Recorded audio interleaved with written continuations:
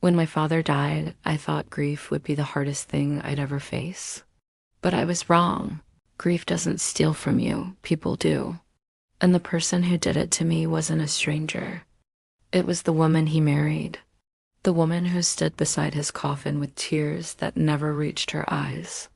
My name is Amara Jennings. I'm 24, and until a few weeks ago, I was finishing my last semester of college. My dad, Calvin Jennings, was my world. After my mom passed when I was little, it was just the two of us. He wasn't rich, but he gave me everything that mattered: love, safety, and the belief that I could survive anything. When he remarried Lorraine Whitfield, I tried to be open. She smiled in public, pretended to care, but at home, I was invisible. Still, I believed Dad loved us both and would make sure I was okay. I believed that until the day everything fell apart. He died suddenly, a heart attack. I barely had time to breathe before the lawyers started calling. At the reading of the will, I sat there waiting to hear my name, waiting for proof that my dad hadn't forgotten me. But every word that followed shattered me. The house, the savings, the business, all of it went to Lorraine. And then came the final envelope. Inside was a one-way plane ticket to Georgia. No letter, no explanation, just a ticket and silence. My hands shook as I held it. My father would never have done that. He'd promised me 1,000 times, "You'll always be taken care of," but promises can't protect you from someone else's greed. The day we buried him, Lorraine stood in my doorway, and said coldly, "Pack your things, Amara.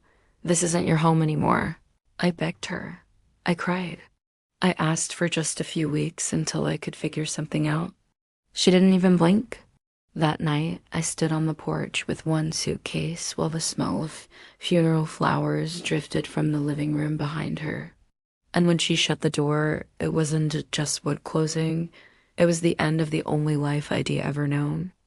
At the airport, I clutched that ticket like it might somehow turn into a reason. People around me moved, laughed, scrolled their phones.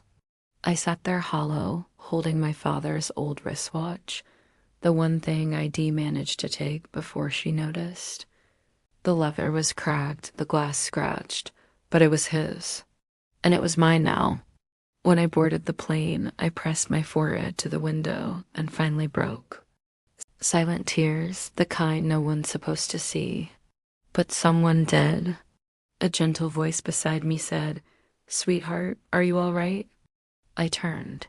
She was older, elegant, calm, silver hair, kind eyes. Her name was Celeste Davenport. I told her I'd just lost my dad. She didn't give me empty words.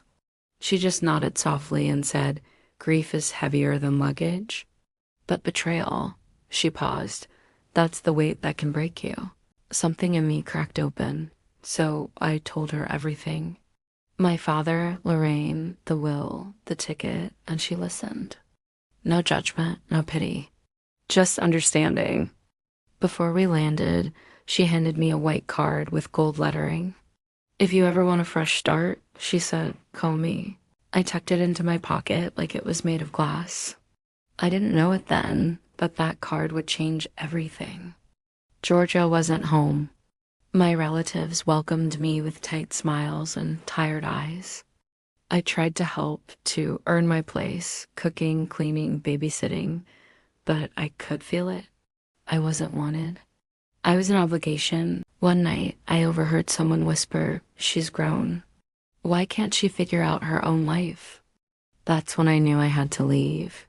I worked wherever I could, diners, stores, babysitting, but nothing felt like enough.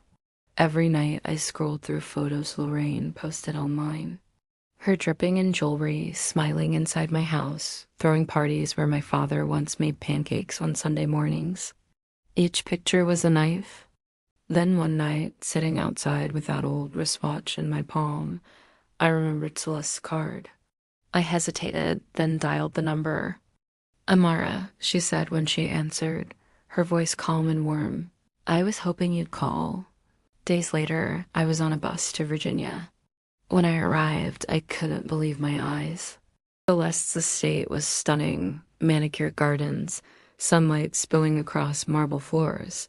But she wasn't just rich, she was sharp, disciplined, alive. If you stay here, she told me, you'll work hard, but you'll grow. And she meant it. She made me her assistant, but it wasn't just answering phones. She taught me how to read contracts, manage schedules, speak with confidence. Every mistake became a lesson. Every day I stepped forward. Slowly, I started to feel something I hadn't felt in months: purpose. One night, Celeste looked across the table and said softly, "You remind me of the daughter I never had." I didn't know what to say. For the first time since losing Dad, I felt like I belonged again. But the past wasn't done with me. During a meeting with Celeste's lawyer, I asked a simple question. What happens if a will gets changed after someone dies? He frowned.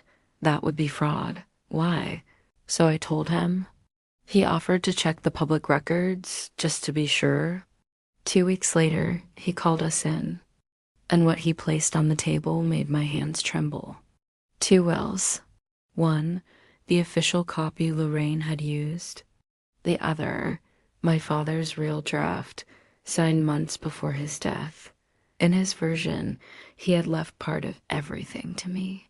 Somewhere between the two, the details were rewritten, and his signature was forged. The rage that filled me was like fire. She hadn't just stolen money. She'd stolen his final promise to me. I wanted to scream, to confront her right then, but Celeste stopped me. Power isn't about rage, she said. It's about patience.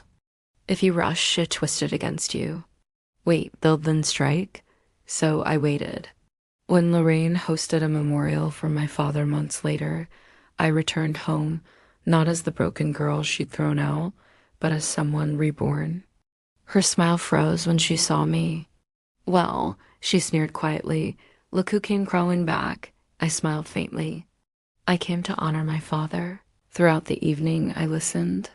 I gathered stories, quiet whispers about Lorraine's late-night dealings, missing funds, and suspicious transfers. People remembered more than she thought. And they remembered me too, the daughter my father adored. Piece by piece, the truth built itself. And when we finally had enough evidence, I made the call that changed everything. The tax authorities. Investigations opened, her accounts were flagged, her charm began to crumble. She called me greedy, manipulative, heartless, but no one believed her anymore. The day of the court hearing, I sat beside Celeste and her lawyer, my father's watch cool against my wrist. Lorraine entered in her designer suit, but I saw the panic in her eyes. Her lawyer tried to paint me as a spoiled child chasing money. But then came the evidence, the bank transfers, the mismatched signatures, the testimonies from people who knew my father's true wishes. And finally, the handwriting expert confirmed what I already knew. The will was forged. The courtroom went silent.